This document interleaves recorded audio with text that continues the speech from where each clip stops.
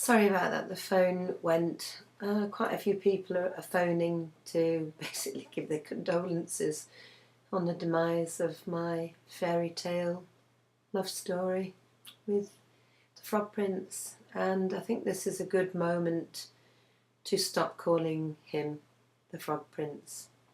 The Frog Prince is officially dead as from now.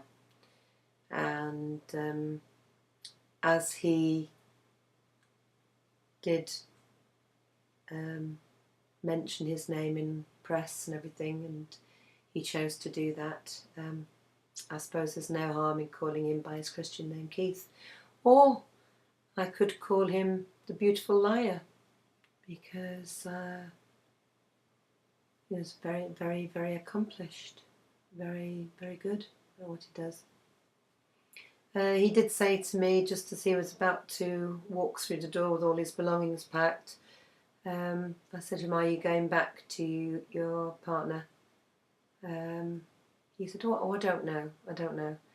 But we all know that means yes. And I do wish her and him a lot of luck, because she may like to delude herself that he's never going to be faithful. He's never going to be secure and solid. But I do think he does really care for her. And if any of us women that he's had is loved by him, I tend to think that perhaps she is loved by him more than he realises. And I think the reasons that she's loved by him because she just doesn't care how much he drinks, doesn't care when he comes and goes, just anything to have a life with him, I guess. And, you know, you've got to respect that woman, because to bury your head that far down so you don't see that he is struggling and not coping and not okay for such a long time requires one hell of a skin.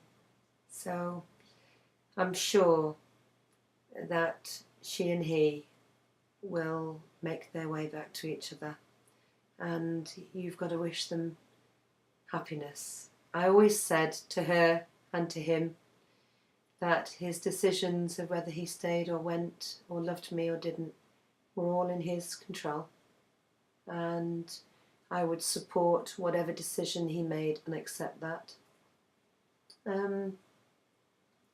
He's been gone 3.5 hours, and I think you can tell that I'm silently devastated for the moment, following my mum's death a couple of weeks ago.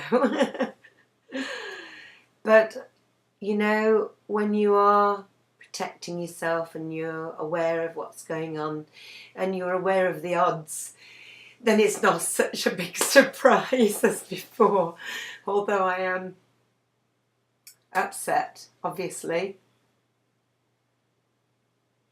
I feel sorry for him. I don't feel sorry for me. He kept throwing it in my face this morning before he left. "Oh, you've said enough times on the Froglet Diaries that there'll be somebody else, that you'll be with somebody else, somebody better than me." It's always very good, isn't it, to throw that stuff in as a weapon against you when you're doing something that you know is hurtful and you've done something and you've been caught out lying again and all sorts of things. I will go on, and I will take the gifts that Keith gave me with me. And you might find that difficult to understand, but I do believe that this has been a lesson I obviously needed to learn. And I will be happy. And one day there will be somebody to love me. I'm sure of that now. But the gifts, why do I say the gifts he gave me in this relationship that's caused me so much pain and heartache and insecurity? Well, he set me free from grieving every day, something no one else had been able to do. He made me laugh, belly laugh, which I'd not done for such a long time. He gave me moments of emotional safety that I'd never felt. And he gave me moments, even though they were fleeting moments, of great joy and fun. He taught me how to fish. He gave me moments on stage when I just felt this is where I belonged. You may not think that, but I did. I saw an amazing talent, very insecure, very, very bad self-esteem in him. And eventually I think the sunny day singing part of me deflated him as a singer, emasculated him as a man on stage. He couldn't cope with all the attention, all the applaud, all the accolades that Sunny Day was able to get. And I think when a man is not man enough to stand up and be a man and believe he deserves to be that man, you are on a losing battle. When a man tells you before he walks away from you and leaves you in the shit yet again, well, you deserve happiness, you deserve someone better than me. I'm not the prince.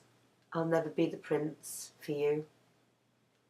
Then you know this is a person with great self-esteem problems.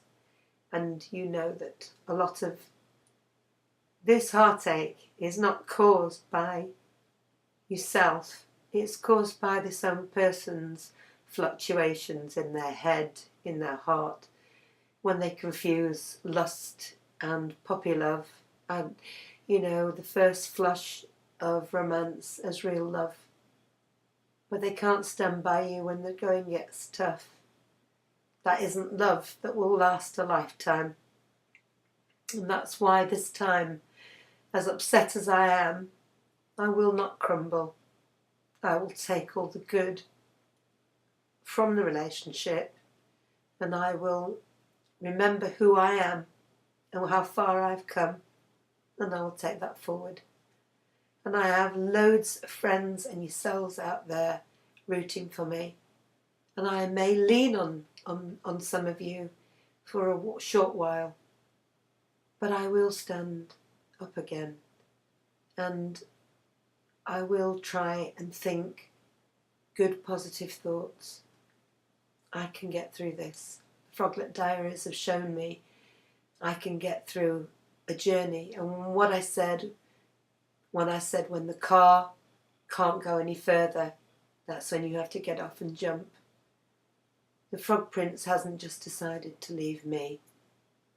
I've decided never to have him back again, irrespective of what he does or doesn't do. He isn't the man for me. He isn't the man for any solid woman who wants a normal life with someone you can talk to, lean on, support, work with, enjoy life with, love with. He can't do it. And he is the wrong man. He isn't the prince. He wanted to be the prince, I know he did, but he isn't. And he isn't someone who inside himself can stand firm. And I know that now. I know I gave it everything I've got. I know I loved him with every fibre. But I know one day there will be a change in me, coping. And I hope you can see that you can still be upset and devastated when someone you love lets you down. But you don't have to give up. You don't have to feel crushed. You can be upset, you can shed your tears, but it doesn't mean you're any the less of a person for doing that. And it doesn't mean you're a fool for giving someone you love that last chance. Because I would never have known. Even though I feared it would come to this, and my instincts told me the chances of it coming to this were quite high. Even though I'm disappointed in the people around the Frog Prince at the aggression, the two-facedness, the betrayal, the treachery, I accept. I opened myself for this outcome when I let him come back and gave him that chance. And I'm fine with that. And I will go on, and I will be fine. And you can too. Just keep believing that. You can too. And to Keith, I say, you told me that you would never watch another Froglet Diary or look for me, and that's fine. I want you to be happy. But I know that you are never going to be happy doing what you're doing to women. You never have been, and you never will be. And when you go back to this partner, you need to love her enough to respect her and be faithful to her. And if you can't do that, you should let her go as well to get over you and find somebody who will. And I'll never forget you. I'll never forget the good in you and the good things you did. I'll never forget what you were capable of doing bad either. And I'll never let you back. Never.